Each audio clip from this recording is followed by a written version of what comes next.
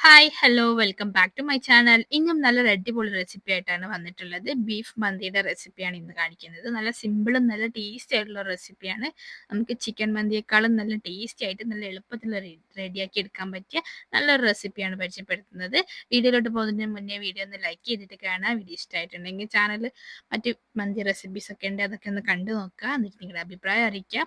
അപ്പോൾ നമുക്ക് നേരെ ബീഫ് മന്തിയുടെ റെസിപ്പിയിലോട്ട് പോവാം. അപ്പോൾ അതിനായിട്ട് ഞാനിവിടെ 1 കിലോ ബീഫ് നന്നായിട്ട് കഴുകി ഒരു കുക്കറിലേക്ക് ഇട്ടിട്ടുണ്ട്. അത്യാവശ്യം വലിയ പീസായിട്ട് തന്നെയാണ് ഞാനിത് കട്ട് ചെയ്തെടുത്തിട്ടുള്ളത്.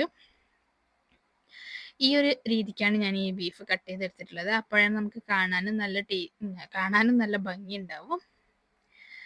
പിന്നെ ഇത് വെന്ത് വരുന്ന സമയത്ത് ജസ്റ്റ് ആയിട്ടൊന്ന് ചുരുങ്ങുകയും ചെയ്യും. അപ്പോൾ കുറച്ച് വലിയ പീസായിട്ട് തന്നെ എടുക്കുക.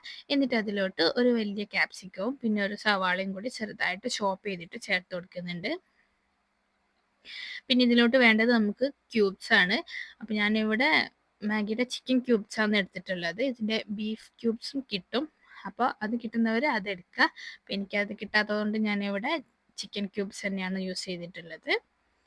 ഇനി നമുക്ക് ഇതിലോട്ട് ഒരു 1 ടീസ്പൂണോളം ഗാർലിക് പൗഡറും പിന്നെ ഒരു 1/2 ടീസ്പൂൺ മഞ്ഞൾപ്പൊടിയും കൂടി ചേർത്ത് കൊടുക്കുന്നുണ്ട്. പിന്നെ 1 ടീസ്പൂൺ കുരുമുളക് പൊടി, പിന്നെ കുറച്ച് സ്പൈസസ്, കുറച്ച് പട്ട, ഗ്രാമ്പു, ഏലക്കായ്, പിന്നെ ഒരു ടീസ്പൂൺ ചെറിയ ജീരകം, അതൊന്ന് ചതച്ചതോ അല്ലെങ്കിൽ മുഴുവനായിട്ടോ ചേർത്ത് കൊടുക്കുക. പിന്നെ ഒരു 1/2 ടീസ്പൂൺ ഗരം മസാല, പിന്നെ 1 ടീസ്പൂൺ മുഴുവൻ മല്ലിയോ 1 ടീസ്പൂൺ മുഴുവൻ കുരുമുളകും കൂടി ചേർത്ത് കൊടുക്കുന്നുണ്ട്. ഇനി ഇതിലോട്ട് വേണ്ടത് മന്തിയുടെ മസാലയാണ്. നല്ല മസാല തന്നെ നോക്കിയിട്ട് വാങ്ങുക. എന്നിട്ട് അത് 2 ടേബിൾ സ്പൂൺ ചേർത്തിട്ടുണ്ട്. ഇനി ഇതിലോട്ട് നമുക്ക് ഒരു പിടിയോളം മല്ലിയിലയും പുതിനയിലയും കൂടി ചേർത്ത് കൊടുക്കുക. പിന്നെ ഇത് ബീഫ് ആയതുകൊണ്ട് തന്നെ നമ്മൾ ഒരുപാട് ഓയിലൊന്നും ഒഴിക്കണമെന്നില്ല. ബീഫിൻ്റെ നെയ്യൊക്കെ അത് കുക്കാവുന്ന സമയത്ത് വരും.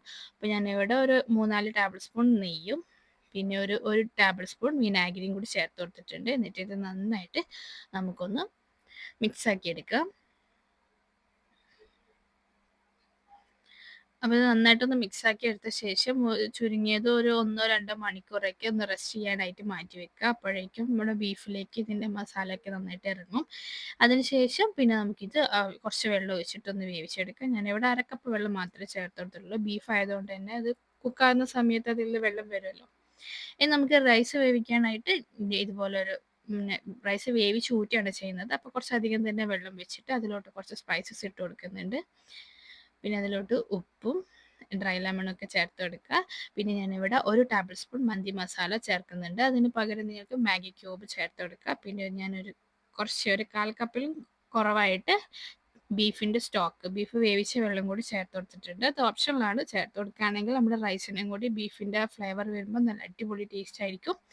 എന്നിട്ട് നമ്മൾ കഴുകി വെച്ചിട്ടുള്ള റൈസ് ചേർത്ത് കൊടുക്കുക. അപ്പോൾ ഞാനിവിടെ 4 കപ്പ് ബസ്മതി റൈസാണ് എടുത്തിട്ടുള്ളത്. അതിങ്ങനെ അത്യാവശ്യം നന്നായിട്ടൊന്ന് കുക്ക് ചെയ്തെടുക്കുന്നുണ്ട്.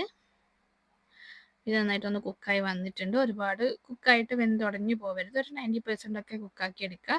എന്നിട്ട് നമുക്കിതിനെ ഈ വെള്ളത്തിൽ നിന്നൊന്ന് ഊറ്റി മാറ്റി വെക്കാം. പിന്നെ നമുക്കിതൊന്ന് ദമ്മിടാനായിട്ട് അത്യാവശ്യം വലിയ ഒരു നോൺ സ്റ്റിക്കിൻ്റെ പാൻ തന്നെ എടുത്തിട്ടുണ്ട് ഞാൻ. അതാകുമ്പോൾ നമുക്ക് പെട്ടെന്നൊന്നും അടുക്കി പിടിക്കാതെ കിട്ടും. എന്നിട്ട് അതിലോട്ട് ഞാനിവിടെ 2 ടേബിൾ സ്പൂൺ ഒലിവ് ഓയിലാണ് ചേർത്തിട്ടുള്ളത്. നിങ്ങൾക്ക് പകരം സൺഫ്ലവർ ഓയിൽ ഉപയോഗിക്കാം, അല്ലെങ്കിൽ ബട്ടറിലും ചെയ്തെടുക്കാം. എന്നിട്ട് നമ്മൾ വേവിച്ചിട്ടുള്ള ബീഫ് ഇതിലോട്ട് ഇട്ട് കൊടുക്കുക. അതിൻ്റെ വെള്ളം അടക്കം തന്നെ ഒഴിച്ചിട്ടുണ്ട്. എന്നിട്ട് നമുക്കിത് ഒരു ഹൈ ഫ്ലെയിമിൽ ഇട്ട് തന്നെ 2-3 മിനിറ്റൊക്കെ ഒന്ന് കുക്ക് ചെയ്താൽ തന്നെ ഈ വെള്ളമൊക്കെ ഒന്ന് വറ്റി വരും. അങ്ങനെ വെള്ളമൊക്കെ ഒന്ന് വറ്റി വന്നിട്ടുണ്ട്. ഇനി നമുക്ക് ആ മസാല അതിൽ നിന്ന് എടുത്ത് മാറ്റിയിട്ട് ഒരു 1/4 ഭാഗം മാത്രം ഈ പോട്ടിൻ്റെ അടിഭാഗത്ത് വെച്ചിട്ടുണ്ട്. എന്നിട്ട് അതിലോട്ട് നമ്മുടെ റൈസ് പകുതി ഒന്ന് ഇട്ട് കൊടുക്കുക. എന്നിട്ട് അതൊന്ന് ലെവൽ ചെയ്തെടുത്ത ശേഷം പിന്നെ നമുക്ക് ഈ മന്തിയിലോട്ട് കളറ് വേണമെന്നുണ്ടെങ്കിൽ റെഡ് ഫുഡ് കളറോ യെല്ലോ ഫുഡ് കളറോ നമുക്ക് മിക്സ് ചെയ്തിട്ട് ഒഴിച്ചു കൊടുക്കാം. ഞാനിവിടെ യെല്ലോ ഫുഡ് കളറാണ് ചേർത്തിട്ടുള്ളത്.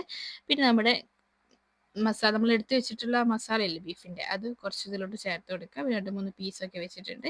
എന്നിട്ട് അതിൻ്റെ മേലെ വീണ്ടും റൈസ് ഇട്ട് കൊടുക്കുക. ഇതുപോലെ 2 ലെയർ ആയിട്ടാണ് ഞാൻ ചെയ്തിട്ടുള്ളത്. ബാക്കി റൈസ് മുഴുവനും ഇതിൻ്റെ മേലോട്ട് ഇട്ടിട്ടുണ്ട്. എന്നിട്ട് നമുക്ക് നമ്മൾ നേരത്തെ ചെയ്തതുപോലെ തന്നെ കളറ് ഒഴിച്ചു കൊടുക്കാം.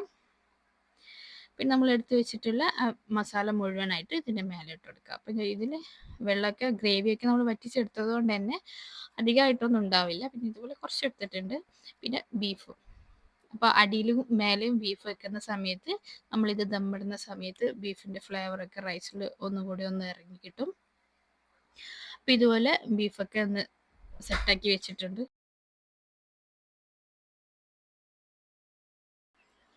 ഇനി നമുക്ക് ഇതിലോട്ട് കുറച്ച് പച്ചമുളക് ഒന്ന് കുത്തി വെച്ച് കൊടുക്കാം. അപ്പോൾ ഒരു 5-6 പച്ചമുളക് എടുത്തിട്ടുണ്ട്. എന്നിട്ട് അതിൻ്റെ പല ഭാഗത്തായിട്ട് ഇതുപോലെ ഒന്ന് കുത്തി വെച്ച് കൊടുക്കുന്നുണ്ട്. ഞാൻ മുന്നേ 2-3 ചിക്കൻ മന്തിയുടെ റെസിപ്പീസൊക്കെ അപ്ലോഡ് ചെയ്തിട്ടുണ്ട്. അത് കാണാത്തവരുണ്ടെങ്കിൽ ഒന്ന് കണ്ടു നോക്കണം. നല്ല സിമ്പിൾ റെസിപ്പീസാണ്. ഇനി ഇതിൽ നമുക്കൊരു സ്മോക്കി ഫ്ലേവർ വേണമെന്നുണ്ടെങ്കിൽ ചാർക്കോൾ കൂടി വെച്ചിട്ട് ഒരു 10-15 മിനിറ്റ് ഒന്ന് ദം ചെയ്തെടുത്താൽ മതി, ഒരു ലോ ഫ്ലെയിമിൽ. അതിനുശേഷം പിന്നെ ഒരു 10 മിനിറ്റും കൂടി കഴിഞ്ഞിട്ട് നമുക്കിത് തുറന്നിട്ട് ഇത് മുഴുവനായിട്ടൊന്ന് മിക്സ് ചെയ്തെടുക്കാം. അപ്പോൾ നമ്മുടെ ബീഫ് മന്തി ഇവിടെ റെഡി ആയിട്ടുണ്ട്. നല്ല സിമ്പിളായിട്ട് തന്നെ പെട്ടെന്ന് തന്നെ റെഡിയാക്കി എടുക്കാൻ പറ്റിയ നല്ല അടിപൊളി റെസിപ്പിയാണ്. അപ്പോൾ ഇതുവരെ ബീഫ് മന്തി കഴിക്കാത്തവരുണ്ടെങ്കിൽ ഇതുപോലെ ഒന്ന് ട്രൈ ചെയ്ത് നോക്കുക. നല്ല അടിപൊളി ടേസ്റ്റാണ്. വീഡിയോ ഇഷ്ടമായിട്ടുണ്ടെങ്കിൽ ലൈക്ക് ചെയ്യുക, ഷെയർ ചെയ്യുക. ചാനൽ സബ്സ്ക്രൈബ് ചെയ്യാത്തവരും ആദ്യമായിട്ട് കാണുന്നവരുണ്ടെങ്കിൽ നിങ്ങൾക്ക് ചാനൽ ഇഷ്ടമാവുകയാണെങ്കിൽ ഒന്ന് സബ്സ്ക്രൈബ് ചെയ്യുക. ചാനലിലെ മറ്റു വീഡിയോസൊക്കെ കണ്ടു നോക്കുക.